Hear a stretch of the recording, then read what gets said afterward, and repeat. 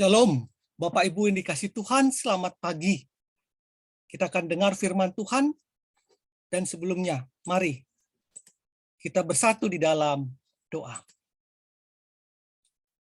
Selamat pagi Bapa, selamat pagi ya Yesus Kristus. Terima kasih untuk hari yang baru yang Tuhan berikan kepada kami. Pada hari ini kami siap memulai hari yang baru dengan mendengar suara Tuhan. Berbicaralah Engkau Tuhan di dalam roh kami, agar kami memperoleh sukacita, terlebih lagi hikmat di dalam melangkah setiap langkah kami di hari ini, siang, dan nanti malam. Kami serahkan renungan ini di dalam nama Tuhan Yesus Kristus, Tuhan kami yang hidup. Amin. Bapak Ibu yang dikasih Tuhan, judul kita pada renungan pagi ini adalah dengki. Dengki. Nah, firman Tuhan diambil dari 1 Petrus 1 ayat 18-19. Sebab kamu tahu bahwa kamu telah ditebus dengan cara hidupmu yang sia-sia.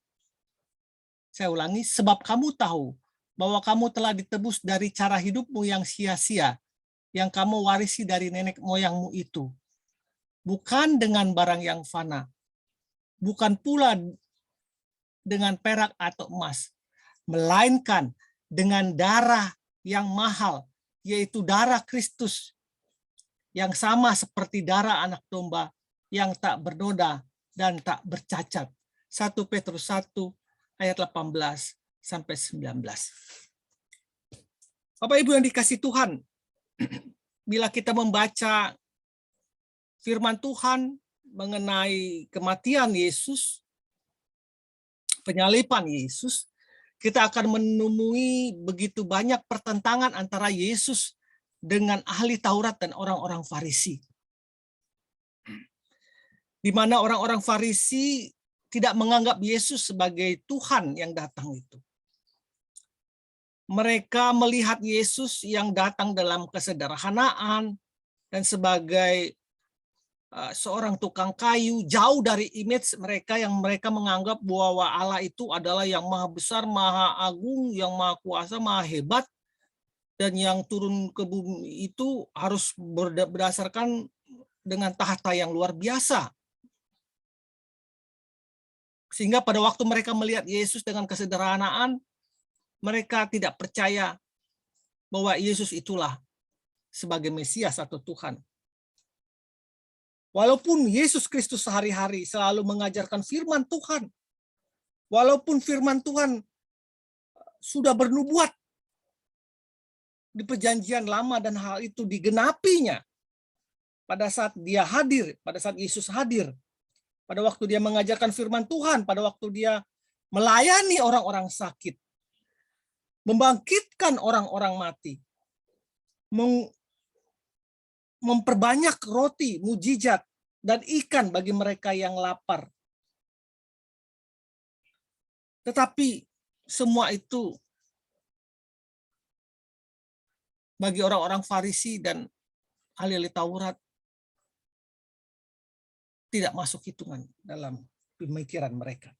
Mereka menyatakan Yesus bukan Mesias. Sehingga terus terjadi. Sampai orang Farisi dan ahli Taurat itu melihat dan menyatakan bahwa Yesus itu bukan datang dari Allah, sebab ia tidak memperhatikan hari Sabat. Itu kejadian pada waktu Yesus mengoleskan mata orang buta itu dan mencelikan orang buta itu pada hari Sabat. Kita baca itu, bisa kita baca di Yohanes 9 ayat 16. Orang-orang Farisi itu tidak melihat esensi dari pekerjaan Tuhan Yesus itu. Tetapi dia melihat sebagai ritual-ritual itu lebih penting. Sehingga perkataan mereka, orang Farisi itu, orang ini, Yesus ini tidak datang dari Allah sebab dia tidak memelihara hari Sabat. Lucu bukan? Orang-orang yang dipenuhi dengan kebencian. Mereka melihat bahwa hari demi hari pengikut Yesus semakin banyak. Hari demi hari orang yang percaya kepada Tuhan semakin banyak. Sehingga mereka menjadi benci. Dan benci itu menimbulkan dengki. Dengki dan berujung kepada rencana jahat untuk berencana membunuh Yesus. Itu tidak bisa dipungkiri. Jika kita membaca firman Tuhan di Matius 27 ayat 18. Matius 27 ayat 18. Pilatus mengetahui apa sebenarnya maksud dan tujuan orang-orang Farisi itu menyerahkan Yesus kepada dia. Matius 27 ayat 18 mengatakan, ia memang mengetahui bahwa mereka telah menyerahkan Yesus karena dengki. Pilatus mengetahui bahwa ahli-ahli Taurat dan orang Farisi telah menyerahkan Yesus karena dengki mereka, karena kebencian mereka. Semua yang dilakukan Yesus itu tidak salah, dan Pilatus tidak menemukan kesalahan pada Yesus.